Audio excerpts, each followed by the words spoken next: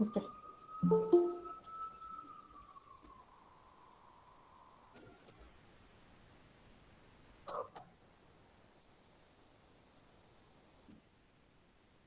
Can anyone say where did we stop in the last class? What was the thing we have covered in the last class? Can anyone say? Anybody? Okay. So we'll start in the last class. We have started with the second module, fourth module, and in that we have covered all these. What is multi-threading? What is life cycle of a thread? What are the different threads? How it is running? Whether it is in which state? Whether it is running, runnable. We've seen all these in the last few classes. And how do we extend the classes? So the general form, sleep, these methods we have seen. Then creating a multiple threads.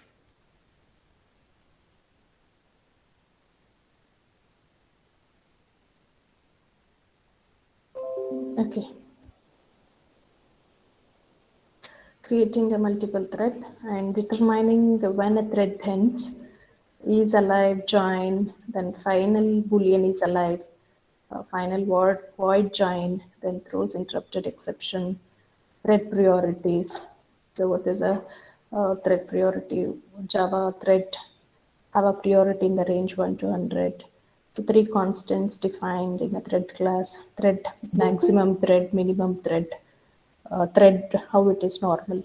Then we have seen about context switching, then how to switch, what are the using yield. So you people keep joining and we have to leave and go back and start admitting you people. Hmm?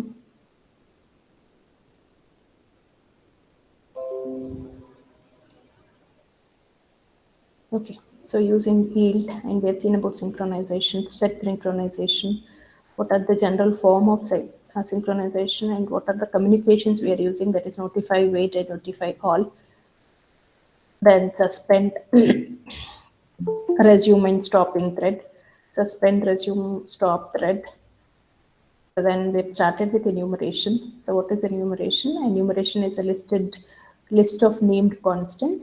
So where you can create anything, and we have seen about a person with a married, unmarried, divorced, or a widow. Then we have seen all this, and these are the built-in functions which we have seen, that is values and value of method. Then we have seen about the class types, so type wrappers, how the enumerations inherit in the inheritance, how you use it. So then we have seen how the ordinal method is used. Then to compare two ordinal or two values, so we use a built-in method called as a compare to. And we have seen this program and taking the enumeration, whether married, a divorced, or a married. So that we've started with the type wrappers. So the type wrappers are similar like how the header files we have to use. So the primitives, that is boolean, byte, char, double, all these we are using this in a primitive and the wrapper class. Then character wrapper, numeric type wrappers. And we've seen about different types of wrappers which are available. Then we have started with the auto boxing. Then we have seen about auto boxing methods, what are the syntax for auto boxing. Then we have seen auto boxing and how unboxing occurs in the expressions also. So we can use them in the expression also. Similar fashion, how a word of warning can be used. And so now we start with the annotation. So what do we mean by annotation? The general dictionary meaning, or if you say metadata. So metadata means data within a data. Generally, we call it as a metadata. So in the same way, annotation says where the beginning with the JDK. So what is this JDK? Java Development Kit, and the 5 stands for the version. A new facility was added to the Java that enables you to embed supplement information into a source file. This information called an annotation. So what we are doing, the supplemental information into a source file. So what we are doing, so now suppose if you want to comment. So in your source code, we try to comment. You know that we use a single slash, double slash, something we do like that. So in the same way, suppose you have a user manual for your mobile phones or any items. So then what you do there, how do we use? So we use them. User manuals are there, how to use your mobile, what are the products, which one should be started, all those are there for your manual. So similar fashion here, to add extra information for your projects, extra information for your source file, that is code. So maybe something you have used a logic which I am not able to understand, but I write side comments. So in that case, that is what is similar, that supplemental information. Then we call it as an annotation. So this information called an annotation does not change the action of a program. So in case if you are using any annotations in your program, that doesn't mean that you are changing any logic. So that it is not changing any of your logic of your program, but that this will enhance the supplemental information. Thus, annotation leaves the semantics of a program unchanged. However, this information can be used by various tools during both development and deployment. For example, an annotation might be processed by a source code generator. The term metadata is also used to refer to this feature, but the term annotation is most descriptive and more commonly used. So then what is annotation basics? Annotation is created through a mechanism based on the interface. So what the interface is doing, interface, you can see it is not implementing, it is a general form. So that can be used in different programs, but the implementation can be done only in the class. Same fashion, the annotation basics, an annotation is created through a mechanism based on the interface. So why these annotations are created, the concept they've used in what in the interface they've used. So let's begin with a small example. Here the declaration of annotation called my anno. How do we declare my simple annotation type at interface? So if you say at interface, it says, so what this says to me, this is an interface, my anno, this what my anno here we are named it, it is a interface. So string is one method and val is another method, and these are the interface. First, notice that ampersand that precedes the keyword interface. This tells the compiler that an annotation type is being declared. Next, notice the two members, string and value. All the annotation consist solely of method declaration. However, you don't provide bodies for these methods. Instead, Java implements these methods. However, moreover, the methods act much like fields, as you will see. Any annotation cannot include an extended clause. However, all annotation types automatically extends the annotation interface. Thus, annotation is a super interface of all annotation. It is declared within a java.language.annotation package. So it overrides hash, equal, and toString, which are defined by the object. It also specifies the annotation type. So what should be the type, which returns a class object that represents the invoking annotation. So once you have declared an annotation, you can use it to annotate a declaration. Any type of declaration can have an annotation associated with it. For example, class, method, field, parameters, and enum constants can be invoked. Even an annotation can be annotated. In all cases, the annotation precedes the rest of the declaration. When you apply an annotation, you give values to its member. For example, here is an example of my anno being applied to a method. So annotate a method at my annotate. So here string equals to annotation example, val is equal to 100, public static void my myth. So this annotation is linked with the method my myth. So look closely at the annotation syntax. The name of the annotation preceded by at is followed by the parenthesized list of member initialization. So to give the member value, that member name is assigned a value. Therefore, in this example, the string annotation example is assigned to the string member of my anno. How do we specify a retention policies? So before exploring annotation further, it is necessary to discuss annotation retention policies. So what do we mean by retention policies? Retention meaning is retain it for longer time. And what is a policy we are doing? So now you can know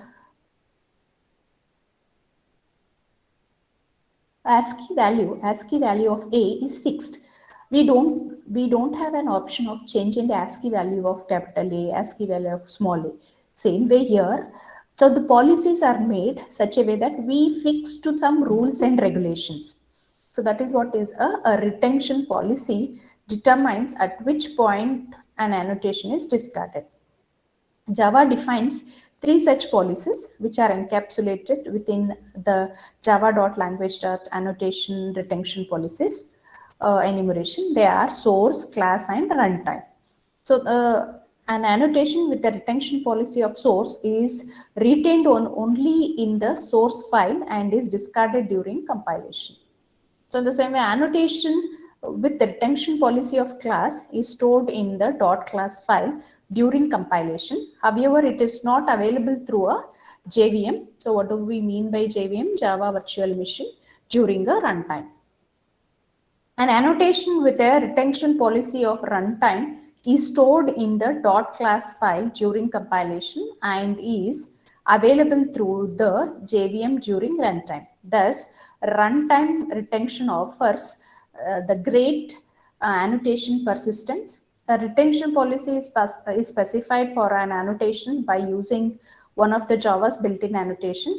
At retention, it generally is shown here. At retention policy here, a retention policy must be one of the previously discussed enumeration constant. If no retention policy is specified for an annotation, then the default policy of class is used.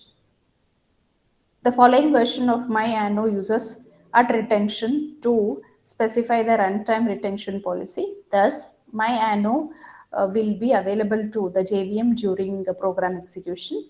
And at retention, that is retention policy runtime, at interface, that is myAnno string int value. So these are the two built-in functions which we have used, string and a value. Obtaining an annotation at the runtime by using a of reflection. So another annotations are designed mostly for use by other development and deployment tools. If they specify a retention policy of runtime, then they can be qualified at runtime by any Java program through the use of reflection. So what is this reflection? Reflection is a feature that enables information about a class to obtain at a runtime. So what do we mean by reflection? Same way how you use something like dynamic allocation, compile time allocation. Same way here, reflection means is a feature what we do, information about a class to be obtained at a runtime. When I'm running any class, any project, so in that case, when I'm running, I should get the information. So that is what is called as a reflection. So reflection API is contained in the java.language.reflect package. There are number of ways to use reflection and we won't examine them all there. We will, however, walk through a few examples that apply to a annotation. The first step to use reflection is to obtain a class object that represents the class whose annotation you want to obtain. Class is one of the Java built-in class and is defined in java.language. It is described in detail in part 2. Here are various ways to obtain a class object. One of the easiest is to call getClass, which is a method defined by object. It generally is shown here. Final class getClass. It returns a class object that represents the invoking object. So getClass and several other reflection methods, related methods, make use of generic features. However, because generic are not discussed until in this part, method are shown and used in a raw form. As a result, you will see the warning message when you compile the following programs.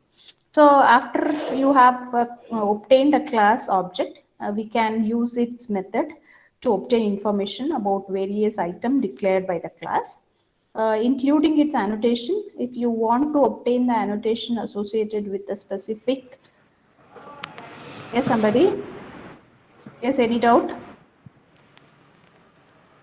Yes, any doubt? Someone is on.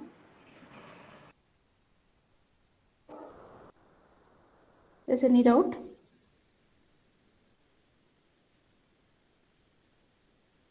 Okay. Okay, are you, after you have obtained a class object, you can use its method to obtain information about various items declared by the class, including its annotation.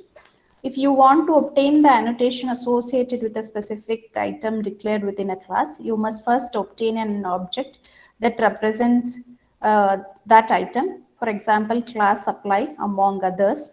The get method, get field, and get constructor methods, which obtain information about a method, field, and a constructor, respectively. These methods return object of type method, field, and constructor.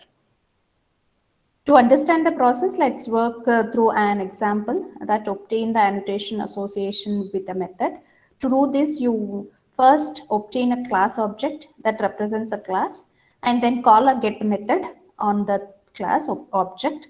Specify the name of the method, get method. This has a general form. Method, get method. What are the parameters we are passing for a get method? That is string, math name, and the class parameter type.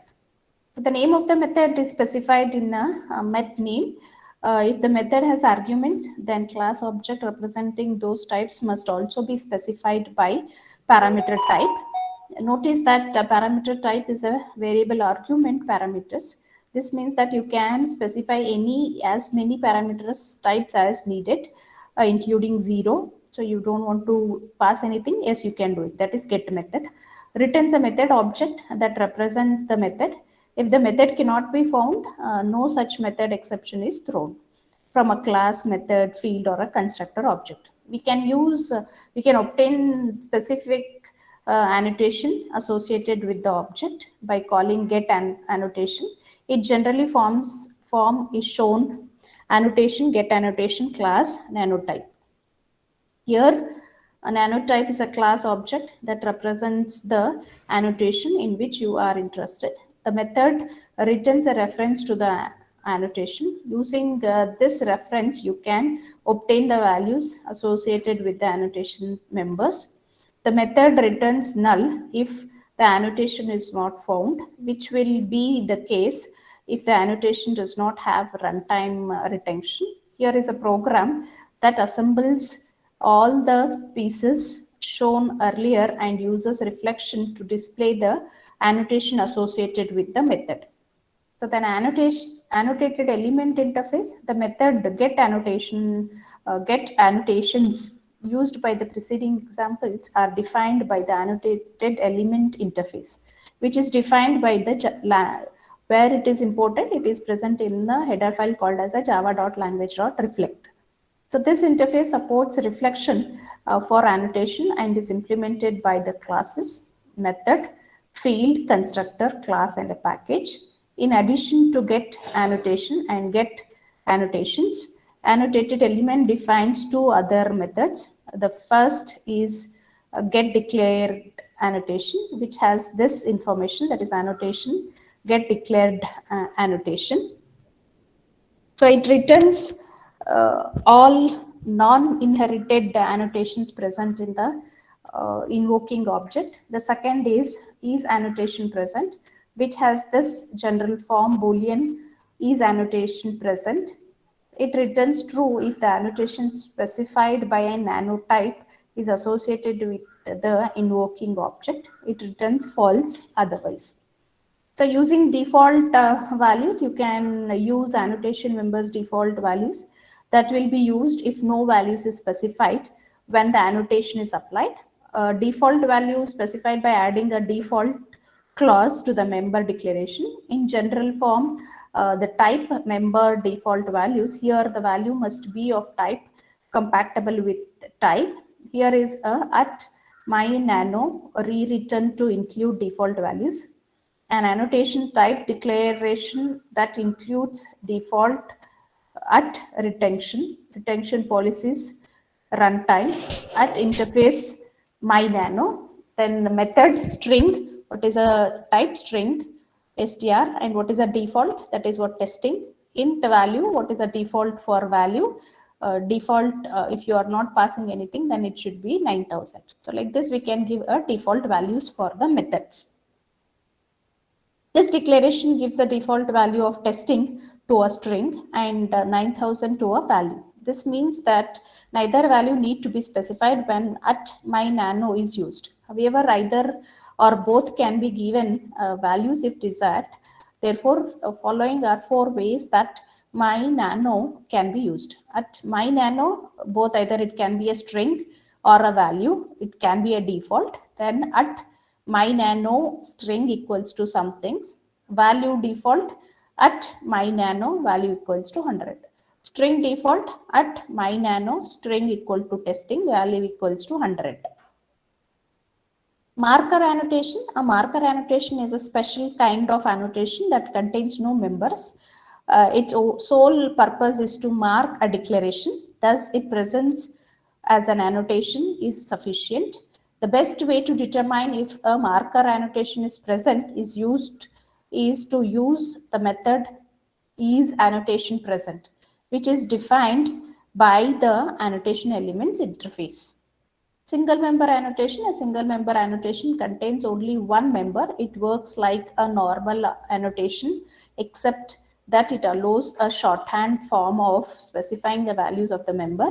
When only one member is present, you can simply specify the value for that member when the annotation is applied. You don't need to specify the name of the member. However, in order to use this shorthand, the name member to be the value. So then built-in annotations. So you will be knowing some built-in methods are present in case if we have a math, then we can use a tan function, cos function, sine function. In the similar fashion, so here built-in annotation, Java defines many built-in annotations. Most are specialized, but 7 are general purpose.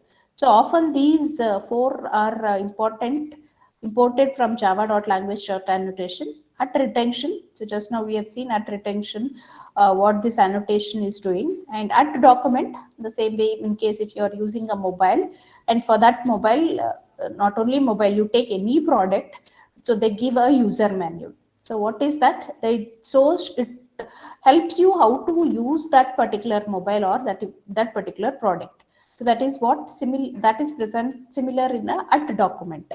And at target and at inherited, 3 at override, at deprecated, and at suppress warnings are included in a java.language. Each is described in its own thing. So at retention, so we see what this at retention is used. At retention is designed to be used only as an annotation to another annotation. So what is this at retention? So now I want second semester students to be remained back so till 12:30, 12:50, because we have 2 more classes. What I am saying, you have to stay back in the online mode. So then that is similar like a retention. At document, just now I told, at document annotation is a marker interface that tells a tool to an annotation. It is to be used, is to be documented. It is designed to be used only as an annotation to an annotation declaration. And the at target annotation specifies the type of declaration to which an annotation can be applied. It is designed to be used only as an annotation to another annotation. At target takes one argument which must be a constant from the element type and enumeration. This argument specifies the type of declaration to which the annotation can be applied. The constants are shown here along with the type of declaration to which it is correspondent. So you can see here target constant, then annotations can be applied to it. So annotation type. So what is the another annotation we want to? So the constructor. So what is the constructor type we want to apply to? Then field. So I can apply what type of field I want to apply. Then local variable. So whether it should be a global, local. So what type of scope I have to give for this? That is what is called as a local variable. In the same way, what type of method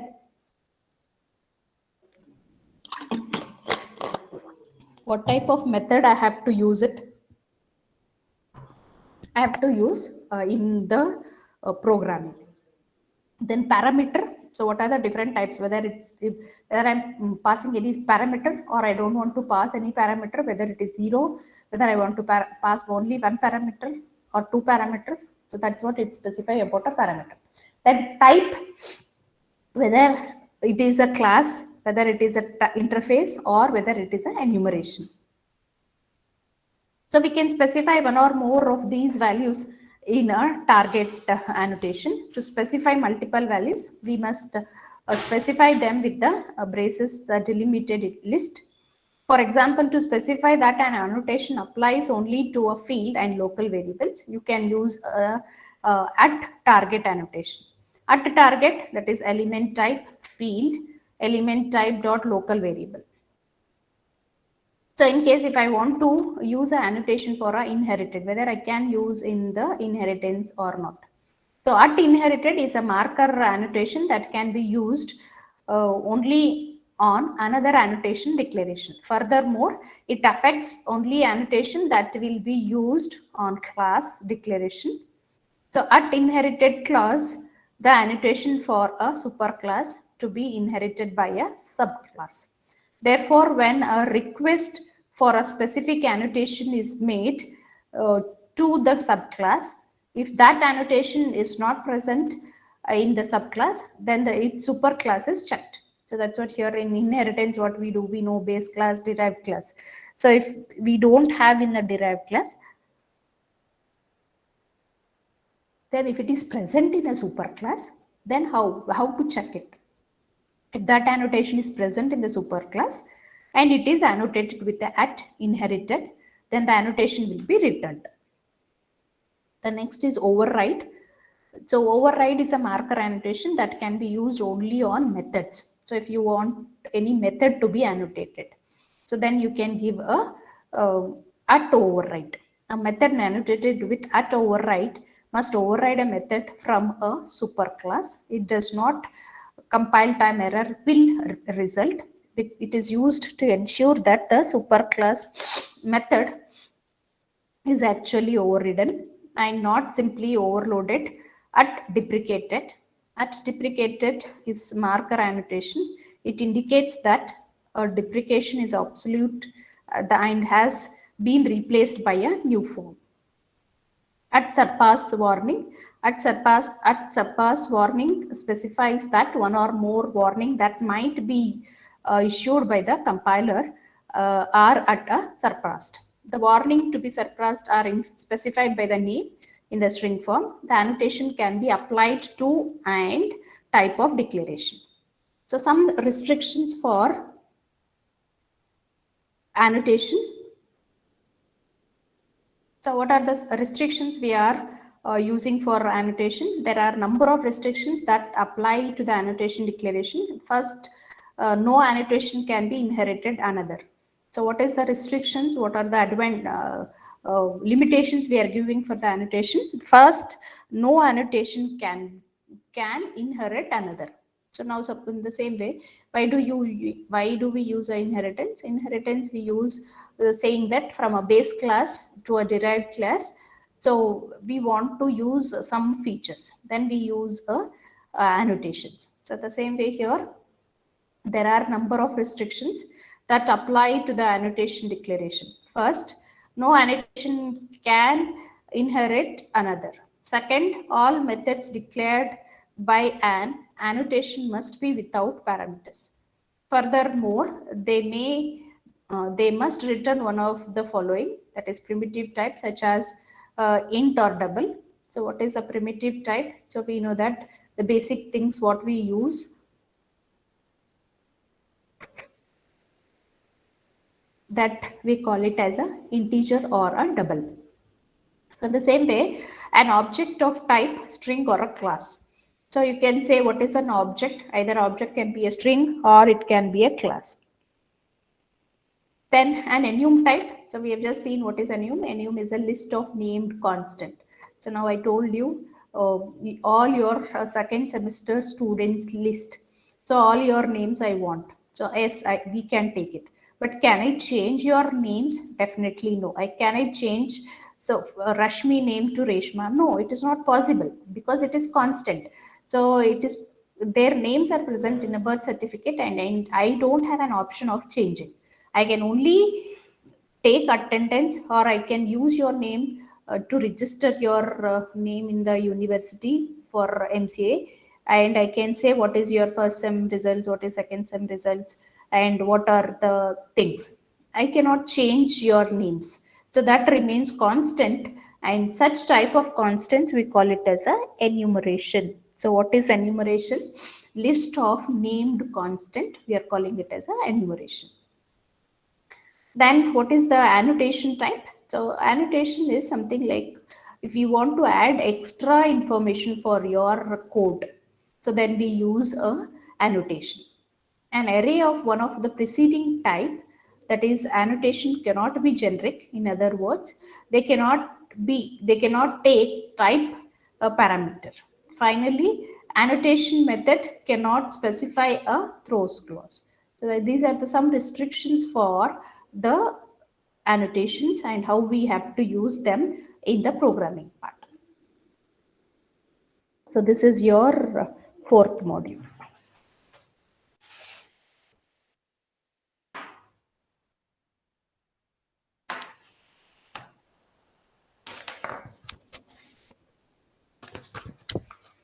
Answer your attendance. Today's date is 21. Anaga? Anaga is present. Anaga? Abhilash? Yes, ma'am. Akhil? Yes, ma'am. Akhil, last class, Akhil? That is 19. No, it's present. Akrut? Yes, ma'am. Anusha? Yes, ma'am. Arvind? Arifullah? Arifullah? Benaka? Banu Prakash? Yes, ma'am. Banu Prakash? Present, ma'am. Bhargav? Yes, ma'am. Ahmatullah?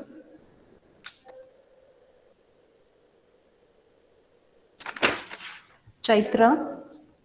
Present, ma'am. Chandana? Ma'am, Rahmatullah present, ma'am. Uh-huh.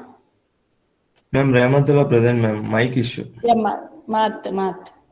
Darshan? Present, ma'am. Sir, last two classes, sir. Ma'am ಎರಡು class present ಆಗಿದೆ ma'am. ಎಲ್ಲಿಯಪ್ಪ ನಾನು ಆನ್ಸರೇ ಮಾಡಿಲ್ಲ. Okay, Diksha? Present, ma'am. Deepika? Sorry. Darshan is over. Charan? I didn't call Charan's name. Charan is there? Present, ma'am. Last two classes, sir? Last class I was absent, ma'am.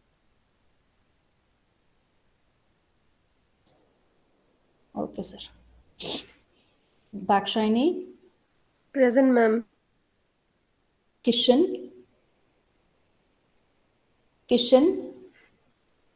Harshit? Imalata? Present, ma'am. Present, ma'am. Uma? Ma'am, Arhit present. Ma'am, Arhit present. Last class appa? Okay, Jayant? Present, ma'am. Divya? Kaushik. Kaushik.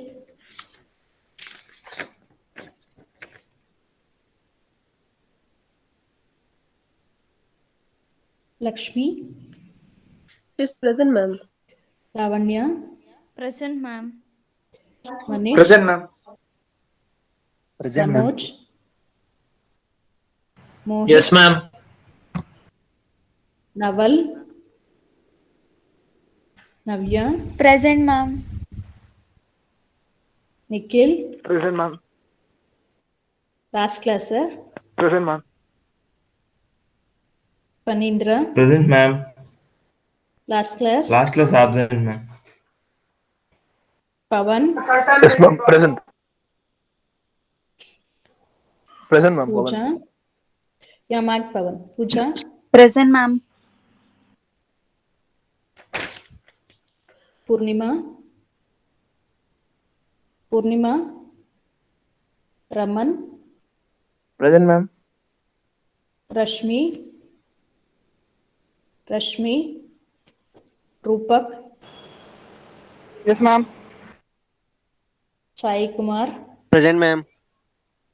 Samir. Present, ma'am. Purnima, you didn't answer at that time, huh? Network issue, Okay. ma'am. Santosh. Present, ma'am. Sadab. Present, ma'am. Sharan. Present, ma'am.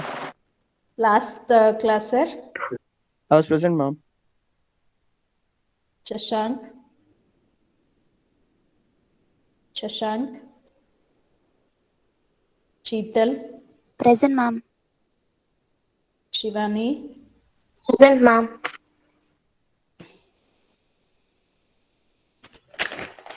Soumya. Present, ma'am. Spurti. Spurti. Shri Vishnu. Present, ma'am. Sugandhini. Present, ma'am. Sushma. Present, ma'am. Sushmita. Present, ma'am. Sushmita BS, BES, and you both are present. Yes, ma'am. Tirtha. Present, ma'am. Trupti. Present, ma'am. Varsha. Veena. Present, ma'am. Ma'am, Varsha present, ma'am. Ma'am, Alhamdulillah, present, ma'am. Yeah, marked. You people will not answer in time. Okay, marked. So just we summarize it what is there in the fourth unit and we complete the fourth module. So that's the end. So maybe from Monday we'll start with the fifth module. So what is multi-threading? Multi-threading fundamentals. In that multitasking, running 2 or more programs simultaneously at the same time, we call it as a multitasking. Multi-threading, dividing the program into smaller chunks called threads and running them simultaneously. Thread is a lightweight process that executes some task. So then life cycle of a thread, that is waiting, sleeping, and blocking. New runnable, running, terminated. So then yield, wait, sleep, suspend. So then that is what is a terminate, that is notify, notify all. When sleep time is up, is done. So then we use a resume method. So what is life cycle of thread? In that we have a new. So what is this new will be doing? Thread begins its life cycle in a new state. It remains in the state until the program starts the thread. It is also referred to as a born state. So the runnable, a thread in this state is considered to be executing its task running. Waiting, a thread transition to the waiting state while the thread waits for another thread to perform a task. Another thread transition back to the runnable state only when another thread signals the waiting thread to a continuous state. Then what is a terminated? A runnable thread enters to the terminate state when it completes its task or otherwise terminates. So threads are lightweight than a process. It takes less time, less resource to create a thread. Threads share their parent process, data, and code. Context switching between threads is usually less expensive than between process. Thread intercommunication is relatively easy than process communication, better resource utilization, simpler program design in some situation, more responsive programs. Thread class and runnable interface. Multi-threading is built on a thread class and its companion interface runnable. Both are packed in the Java language. All processes have at least non-thread execution, which is usually called as a main thread. So thread can be created in two ways. One is implementing and a runnable interface, extending a thread class. Then implementing a runnable interface, the runnable interface signature, public interface runnable, then void run. Then steps to create a thread by implementing runnable. A class need to only implement a single method called as a run. A thread can create by any other method with the following steps. First, create an object of class that implements run method. Create threads by passing object current class that implements run method, that is thread t equals to new thread. Then class start method, which in turn calls run method and starts a thread. Class myThread implements runnable, that is public void run. So in that case, how many times you want to use this particular run method. Then public static void main, that is a main method where the starting of the program is. So then we say myThread, constructor of the class myThread. So we are calling it as a TA equals to new myThread. So then thread t equals to new thread TA. So then extending thread class test extends thread, a public void run for int I equals to 0, I is less than 40, then I plus plus. That's how here the new thread is being started. So then what is a general form? The static method current thread. This method returns a reference to the thread in which it is called. Once you have reference to a main thread, you can control it just like any other thread. So then the what is the example for the reference of a main thread? So that we have seen one program how the thread can be used. Then what is a sleep method is been doing? The static void sleep, it will wait for a longer milliseconds. So throws interrupted exception. So then choosing an approach, which type of approach we want. If you want to override many methods of a thread class, yes, we can do using the extend class. And if you want to override only run method, then better to implement a runnable interface. Then creating a multiple threads. All child threads execute concurrently. Threads are started in order in which they are created. However, this may not always be the case. Java is free to schedule the execution of threads in its own way because of difference in timing or environment. Output from of the program may differ.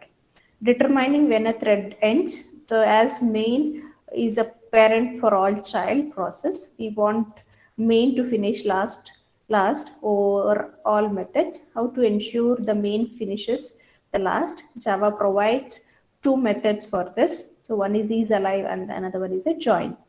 So then syntax for the isAlive. So final boolean isAlive. So then for syntax for method join, final void joined.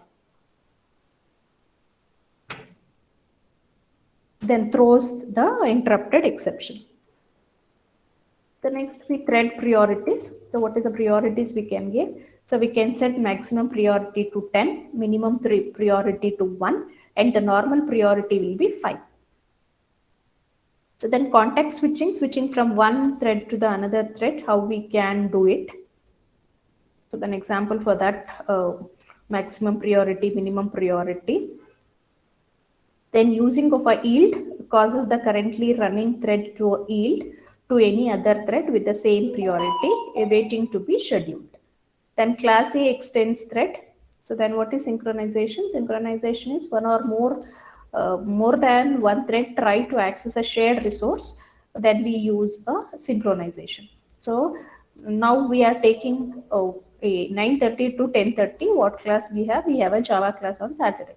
So no other staff will be taking at the same time. So only one staff for second semester at that particular time will be handled.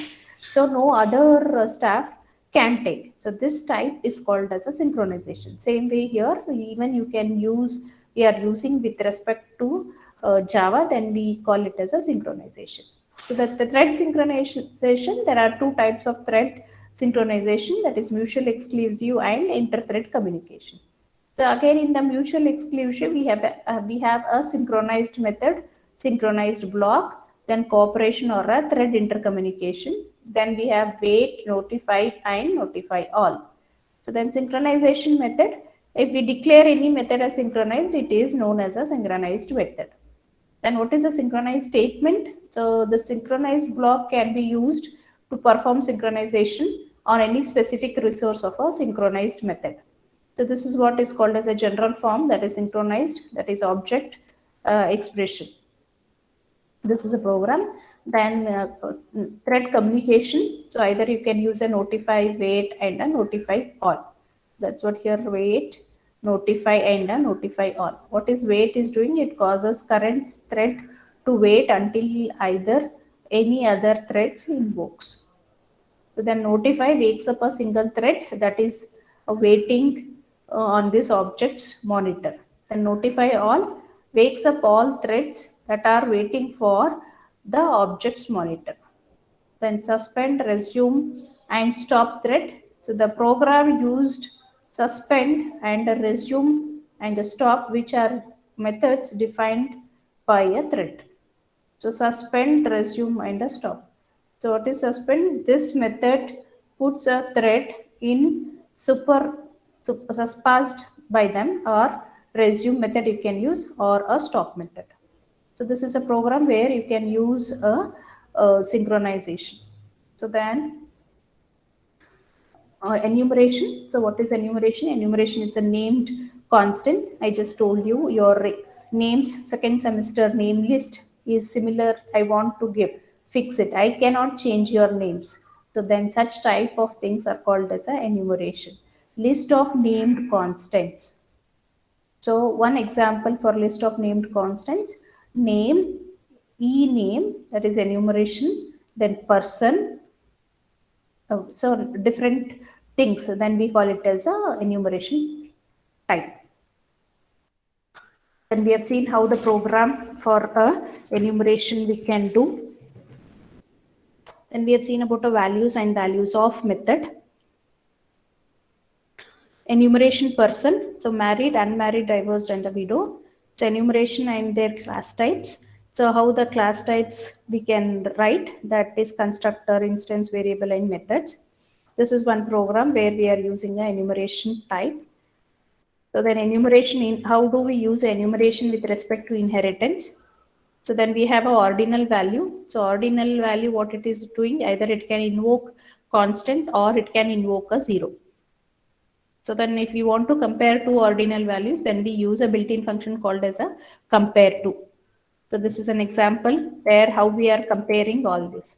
Then we have seen about a wrapper class.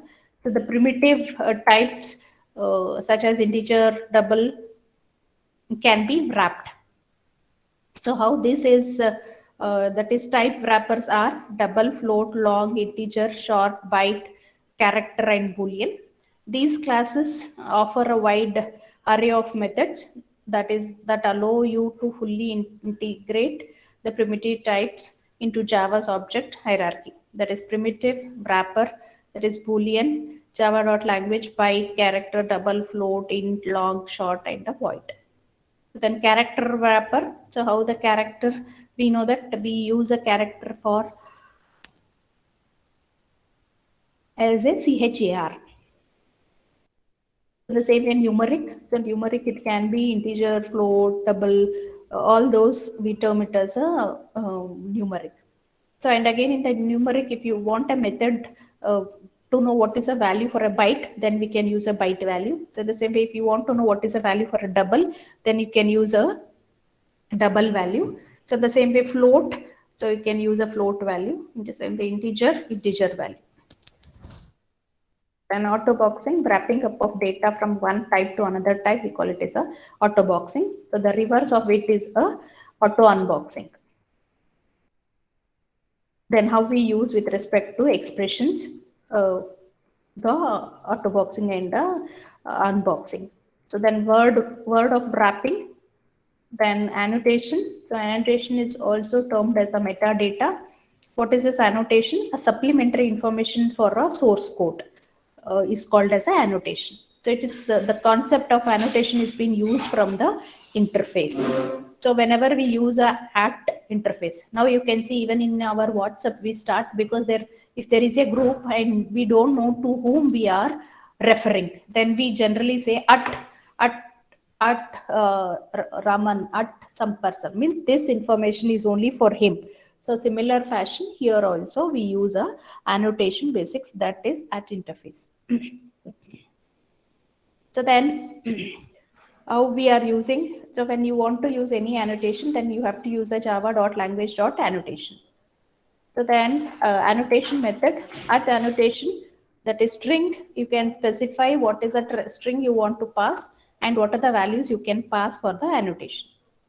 Then how do we retain, specify the retention policies? So the retention policies are of 3, that is source, class, and a runtime. So what is source? So the source file and is discarding the source file to be retained, and it should not be discarded after compilation.